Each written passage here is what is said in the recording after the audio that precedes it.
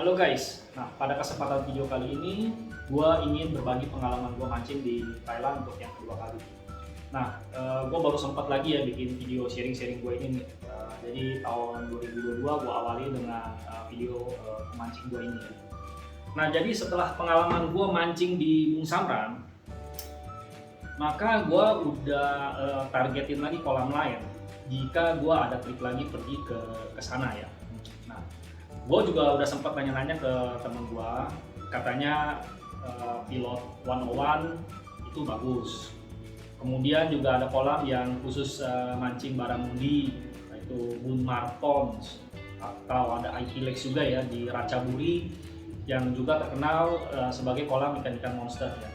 Jadi dulu itu ada forum fishing PC forum kalau nggak salah, itu yang forum orang-orang mancing. Nah, jadi gue waktu itu sih baca di sana ya.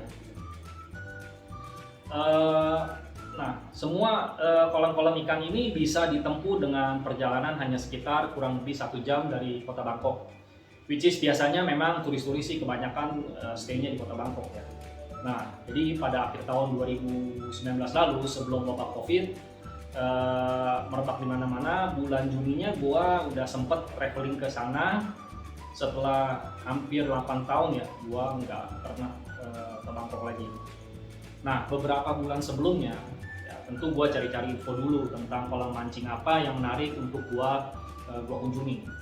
Nah, karena Bung Samran sudah coba ya, jadi gua pengen cari kolam lain ya untuk mencari suasana beda dan juga pengalaman yang berbeda yang pasti lebih menarik.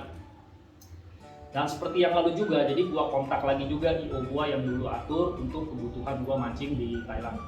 Buat gua, karena mancing ini untuk enjoy, jadi gua nggak terlalu mau diribetin untuk urus-urus perjalanan taksi ataupun angkot lah gitu ya, dari hotel ke kolam nanti balik lagi gitu. Jadi gue pikir ya karena mau enjoy ya udah kita pakai ya jasa IO aja lah buat beresin gitu. Dia lebih enak terima beres. Toh emang dana memang udah gua siapin. Nah, kalau dibilang mancing di sana mahal, ya memang ya mahal relatif lah ya. Jadi kalau keseringan ya pasti memang mahal, boros biaya gitu ya. Tapi kalau kayak gua yang mancing emang udah bener-bener jarang banget, gua memang hobi banget ya mancing dari gua kecil. Dan sekarang ini gua udah jarang banget gitu. Jadi sebenarnya relatif murah malah menurut gua, karena gua bisa merasakan sensasi ikan yang gede-gede gitu ya, yang asik gitu. Walaupun memang ikannya nggak bisa kita bawa pulang. Nah, di Jurassic Mountain Resort ini waktu gua mancing sih memang rata-rata turis ya. Nah, tapi kalau di Bung Samran yang tarifnya agak sedikit lebih murah, di sana banyak ditemukan orang-orang lokal yang juga cari kesenangan untuk strike giant mekong, ataupun kalau lagi beruntung ya bisa dapat giant carp juga di sana gitu. Ya kalau di Indo macam galatama lah ya, tapi tanpa dapat hadiah. Oke, jadi back to topic ya. Nah, setelah gue tanya-tanya ke IO gue itu pilihan untuk mancing selain Bung Samran, nah gue kasih dia opsi. Ada 2 opsi, yaitu Pilot 101 atau Ikilex ya, karena gua waktu itu belum tahu Jurassic Mountain Resort itu. Nah, pilihan ya gua yang kedua itu karena Pilot 101 itu kan casting pond, katanya banyak ikan-ikan predator besar.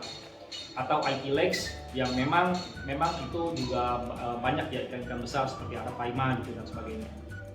Nah, sama IO gua si Mr. Edi dikasih pengarahan, kalau kita turis yang hanya menyiapkan 1 hari mancing, 2 tempat itu kurang disarankan, karena menurut dia takut nanti kliennya kecewa karena strike rates yang rendah ataupun ikan-ikan yang tidak terlalu besar. Di Pilot 101 itu kan casting ya, lure fishing ya, dan menurut dia itu nggak ada ikan-ikan yang gede dan strike rates-nya juga cukup rendah. Jadi mungkin kita hanya pegel ketek aja ya, itu kita casting dulu ya, hasilnya kecil gitu. Nah, ongkos mancing di Pilot 101 ya kalau gua cek sih sekarang sekitar 7.500 baht. Kemudian Ikilex ya, itu lebih worth ya menurut dia daripada Pilot 101 dengan ongkos yang sekitar 11.500 baht. Nah, sistem mancing di sana itu hanya boleh turun 1 joran. Jadi dari pagi sampai siang itu kita dikasih umpan pelet untuk target ikan-ikan yang makan pelet ya, macam giant mekong, ada giant carp ya, dan sebagainya lah, ikan-ikan yang makan pelet lah. Nah, kemudian siang ke sore itu kita dikasih umpan ikan, umpan mati ya, biasanya ikan tembang atau ikan kembung untuk targetin ikan-ikan predator di sana, macam arapaima, red-tailed catfish dan sebagainya. Tapi karena hanya satu rod yang boleh turun atau satu joran ya, tentu strike rate-nya ya lebih rendah karena chance-nya hanya mengandalkan umpan yang kita lempar tersebut. Nah, jadi dari si Edi ini gue disaranin bahwa kalau memang gue tertarik dengan ikan-ikan predator dan terutama pengen strike giant carp atau arapaima, gue disaranin ke Jurassic Mountain Resort. Ongkos pancing di sana sekitar 7.500 baht untuk ikan giant carp ya, ataupun giant mekong. Umpannya pelet, dan kalau pengen mancing ikan predator kita tambah sekitar 2.500 baht. Kita bisa targetin ikan-ikan predator seperti arapaima, RTC, cao praya ya, dan lainnya dengan umpan ikan mati atau kembung. Biaya tersebut sudah termasuk akomodasi pulang pergi Bangkok dan sampai Caam ya, itu lokasi kolam Jurassic Mountain Resort itu. Kemudian kita dapat 2 joran yang langsung bisa kita turun bersamaan, yang dikasih ke kita ya, dengan umpan 1 pelet dan 1 lagi umpan ikan tembang atau kembung kalau memang kita niat targetin ikan predator.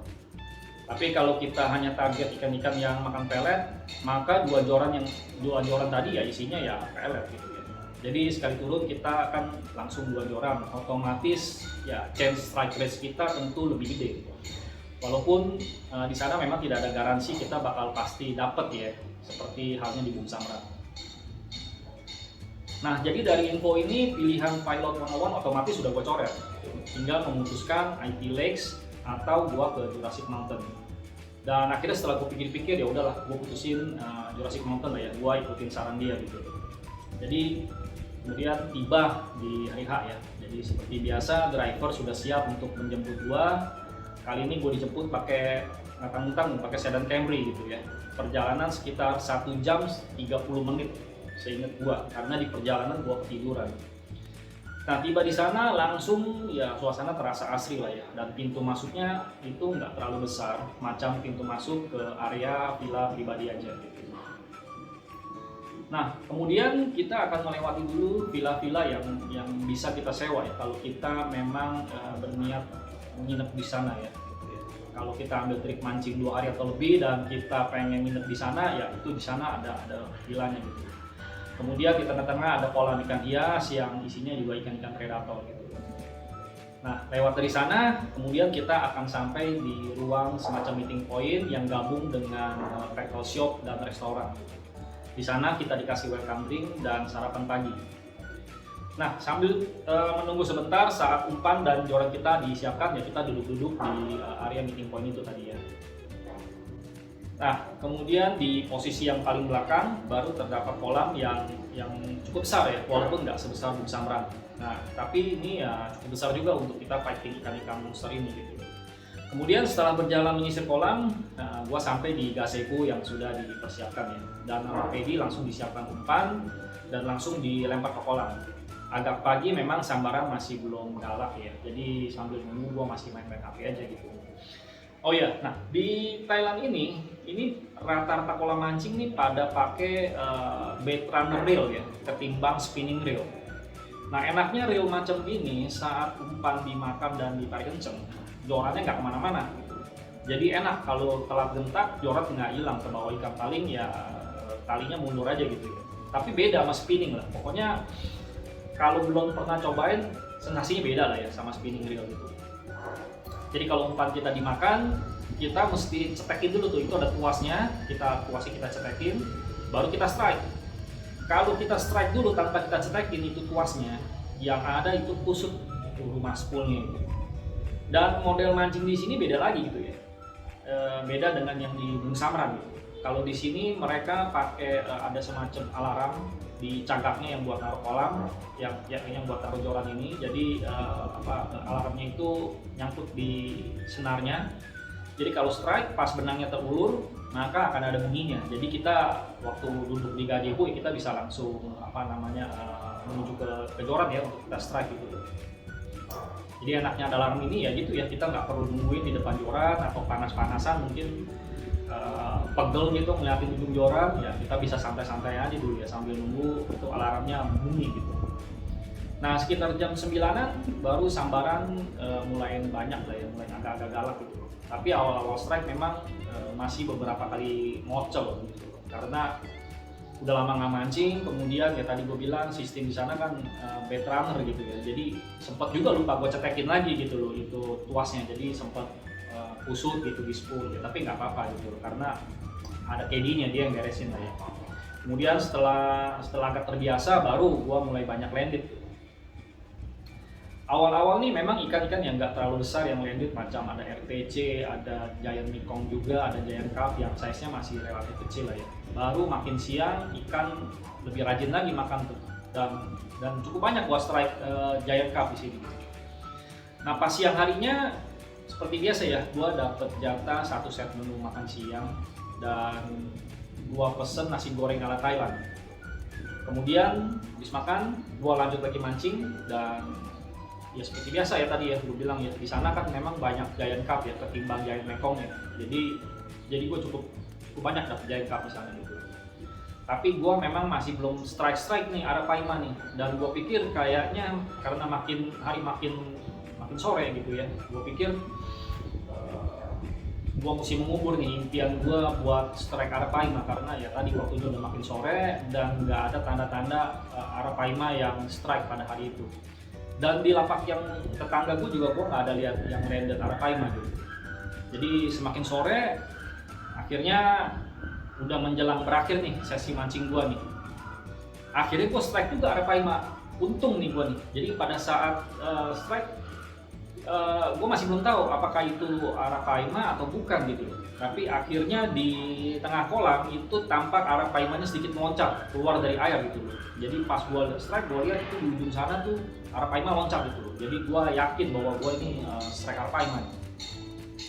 Fight ya berlangsung hanya sekitar 10 menitan lebih lah ya kira-kira lah ya. Gue sih nggak inget, tapi cukup lama lah, lumayan lah. Dan akhirnya gue landed 1 ekor Arapaima, itu beratnya sekitar 80 kilo gitu. Ini belum terlalu besar menurut KD karena yang besarnya masih ada lagi di kolam ini.